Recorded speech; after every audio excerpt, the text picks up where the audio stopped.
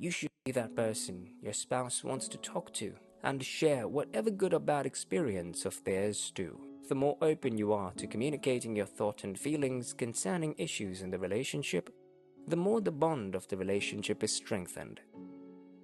Communicating openly about your life, interests, dreams, frustrations, and feelings is an important way to foster intimacy in a relationship. It is easy to easily get carried away or distracted by social media, smartphones, Netflix, and the internet lifestyle.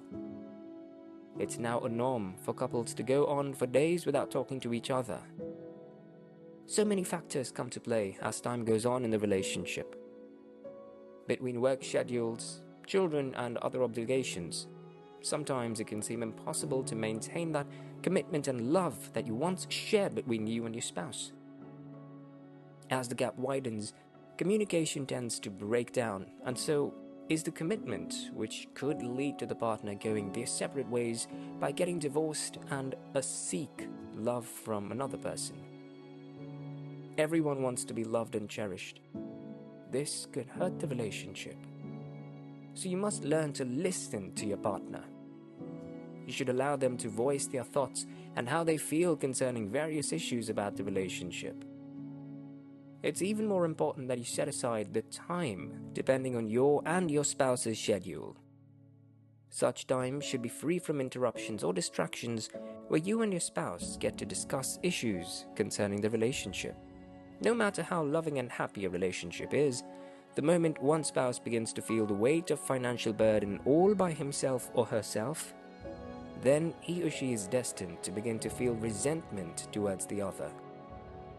Getting to support your spouse financially based on who earns more should be agreed upon between both spouses. This makes the financial decisions easier to take and then strengthens the bond of the relationship. There are scenarios where couples have different mindsets and expectations about their financial obligation in a relationship or marriage. It's important to agree on a budget and work together as a team in ensuring that you both live a debt-free and a financially fulfilled life. McCoy says, couples who have shared financial goals are happier than other couples. By talking about their financial goals, they find a deeper level of intimacy. Research shows that once couples get over the hurdle of actually talking about money, the process of communicating makes them feel closer and more like a team. And that's the key ingredient to a financially healthy relationship. Being supportive of your spouse's goals and aspirations is a great way to show that you love and value them. It makes them feel supported and loved, knowing that you have got their back. Getting them to achieve their goals, be it academic, spiritual, or in any other area of life, will not only make them love you the more, but would make them appreciate and respect you the more. Most times, getting your spouse to achieve their lifelong goals entails a lot of sacrifice on your part. There are times that you're left alone when your spouse takes that long business trip or that course. Your understanding, patience, and constant encouragement are sources of inspiration that your partner leans on to make their dreams come true. This makes the relationship stronger and better because they will come to realize that without you, they might have given up on their dreams and aspirations. There are times when they might want to call it to quit and give up, but you being there for them in time of need and giving them the necessary support is a great way to give them that required push for them to press forward towards their goals. It's sometimes easy to forget that, apart from your character and attitude, the reason your husband or wife got married to you is a result of your physical qualities and attractiveness. Time, stress, obligations, and children can make you lose your shape and what made you physically appealing to your spouse. To get your spouse to always love you and never let go of you, you need to get in shape and burn those extra calories of fat. Of course, time and age will tell on your physical structure, but getting to take care of yourself by getting physically fit also helps boost your confidence and self-esteem. Having a nice haircut and generally improving your physical image is a good way to always make your spouse never stop loving you. Forgiveness is one true virtue that every man or woman should learn to have before getting into any relationship. Marriages and relationships begin to fall apart when one or either of the spouses begins to hold grudges in the relationship, which leads to bitterness and hatred, and that eventually leads to a divorce or a separation. Research has shown that feeling contempt towards your partner almost always festers and can lead to divorce if it's not resolved. Try to forgive your partner as quickly as possible. Remember that forgiveness is just as much a gift as you give to yourself.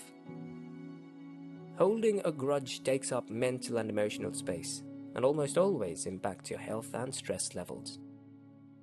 In conclusion, for you to have a spouse who would love you and cherish you forever, you must be willing to be humble, respectful, forgiving, and have a sacrificial heart. You must be committed and, above all, prayerful. Without the power of God in your relationship, whatever you do might just be a waste of time. So trust God to direct and lead you in all that you do, and you can rest assured that He would surely do new things in your life and relationship. For you to have a spouse that will love you till death part both of you, you have to show commitment to the cause of the relationship.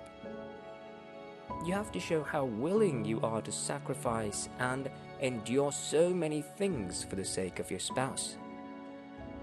The more your spouse notices how committed you are to them, the more you gain their trust and loyalty, and they would be willing to be committed to you in return.